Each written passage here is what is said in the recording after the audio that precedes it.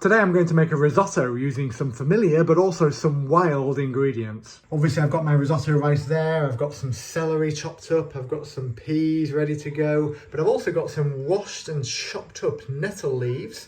I've also got some wild garlic. Now some of you might not even recognise that as wild garlic because you'll notice I've not used any leaves. These are the chopped up flower stems and then the seeds themselves. So I will not need to add any garlic to this dish, and I will even add less onions than I normally do as well.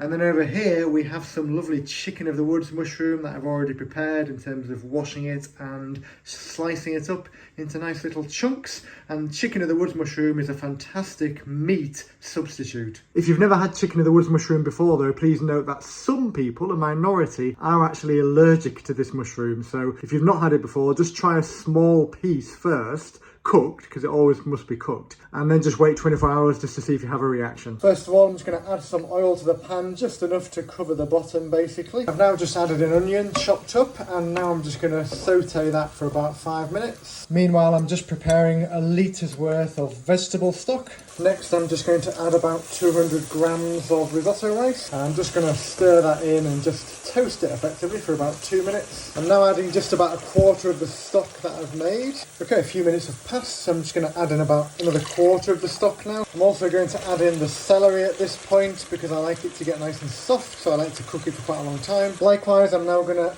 put in the chicken of the woods mushroom as well, because again, I like to give that a good cooking for at least 10 minutes just to soften it up and give it that nice meat-like texture, but also because the mushroom does need to be cooked quite thoroughly, I think, just to make sure there's no gastric upsets. I'm also now going to put in the wild garlic as well, so I'm really chucking it all in now. So in we go with the wild garlic, again just to let those garlicky flavours really infuse and to let the stems and the seeds soften up. And now I've stirred all that in, I'm just going to add another quarter of the stock, and then we'll just bring that back to the boil, or at least a simmer point, and then let that stock and all the lovely flavours soak into the rice. Okay, that's soaking up nicely, so in we go with the rest of the stock. Then we go in with the peas, just stir them in. We're not far from the end now, so I'm going to put in the nettles. I never like to cook nettles for too long, so normally no more than 5 minutes, so in we go. The nettles are all nicely mixed in. If you're wondering about the stings, the heat will destroy the stings. In fact, as little as 5 or 10 seconds in there will probably destroy the stings, but of course these nettles are going to be in there for about 5 minutes. I think that will about do now. I don't want to dry it out too much, so I'm going to take it off the heat and leave it to cool, and then we'll get stuck in.